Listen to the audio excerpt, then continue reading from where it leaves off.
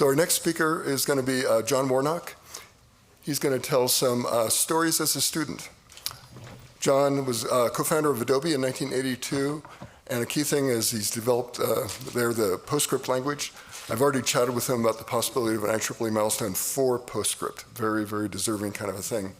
His doctoral dissertation disclosed the Warnock algorithm. That's one of the pairs of words that are on the citation of the milestone plaque. That did it was a hidden surface determination algorithm, and it's also detailed in Jacob Gaburi's book. So he was an Evans and Sutherland employee. He was a National Academy of Engineering awardee, ACM fellow of the Computer History Museum, and National Medal of Technology and Innovation is given to him by President George W. Bush in 2008. Take it away, John.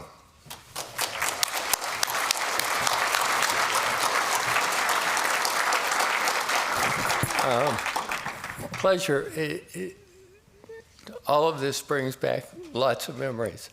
In 1968, I think, I was working in the computer center at the University of Utah, and one of my jobs was to write the registration system for the University of Utah, and I did that, and they used it for years.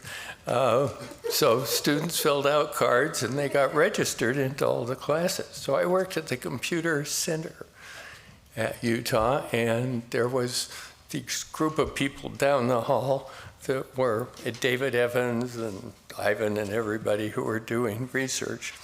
And Gordon Romney came into my office one day, and he said, "Gee, John, how would you solve this problem of you have these computer objects, and you want to, and they're in 3 dimensions, and you want to make a picture that gets rid of all the hidden lines, that if you just drew them all, they would all overlap, and it would be terrible."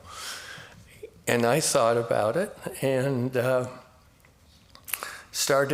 got to know David and Ivan and the people that were just down the hall.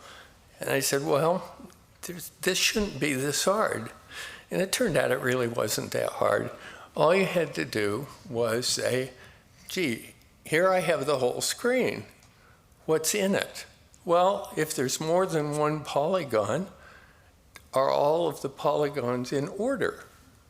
And if the answer is no, well, this problem's too hard. Subdivide this screen into 4 parts and look at each part and ask the same question. What's in that part? And if they're nice order, then you can write them in the order they're supposed to be to see the picture. If the answer is no, it's too complicated, then you subdivide the thing again and you ask the same question. And you get down to the point where you're 1 pixel. And if you're 1 pixel, then you sort of take the order and write the right image. And so this was the hidden line algorithm. So I wrote it and started taking pictures, and it happened to work. So that was in 1968. That was sort of a big deal because no one had sort of figured out that kind of algorithm. So then I got to know David very well and Ivan very well, and we made lots of fun pictures. Before that, so I worked at that point and then decided to move to Canada. We went to Canada, to Vancouver, and started a company, and that didn't work. And so then I joined Computer Sciences Corporation, went to Toronto, then to Washington, D.C., and then I got a call from David Evans. And they said, well, David said, would Computer Sciences Corporation sort of contract you out? And I said, I'll check. And they said they would contract us out. And he said, I have, and I was getting a picture system working, so that happened. So then he said, well, I am getting a contract with Ames Air Force Base in Mountain View, California, for the Iliac 4. And the Iliac 4 was this giant supercomputer. He said, would you like to move out to Mountain View and build the operating system for Iliac 4? And Iliac 4 was the biggest computer on the earth. So I said, well, that would be fun. So moved the family out to Mountain View and hired some people. The Iliac 4 was this huge machine.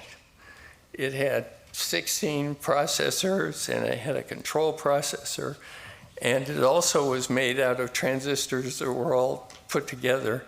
And it turned out that you could never keep the machine working. The machine was just not stable. And so they shut it down, but Dave Evans said, gee, okay. Dave Evans said, gee, why don't you come to work for me? So we did, and we opened up a thing. And the cool thing was that I decided to, at the process, go into these projects with Evans and Sutherland, and they were amazingly hard. After those things were done, went to work at Xerox Palo Alto Research and met a lot of the people in this room and started to say, gee, how can you make a description of the printed page? And so started working on that with the brightest people in the world who were at Xerox Palo Alto Research, and came up with an idea that was related to the way we did projects with ENS. And that turned out to, and the idea was a printed page should be described with a computer program. It shouldn't be a database. It should be a program that you execute that draws lines, lays out type, makes images, and it shouldn't be tied to the device that the printer is going. So it has to be device independent. So that if you send the same file to a laser printer, it prints at one resolution. If you send it to a typesetter, it prints at a completely different resolution. And that's where PostScript came from. And a lot of these people in this audience and the groups that are going to talk participated in that. It was the language started out as Joy at Evans and Sutherland, then it turned into Jam, which was John and Martin Newell, and then it turned into PostScript. And Xerox didn't understand it, so we left, started Adobe, and that was a pretty good decision.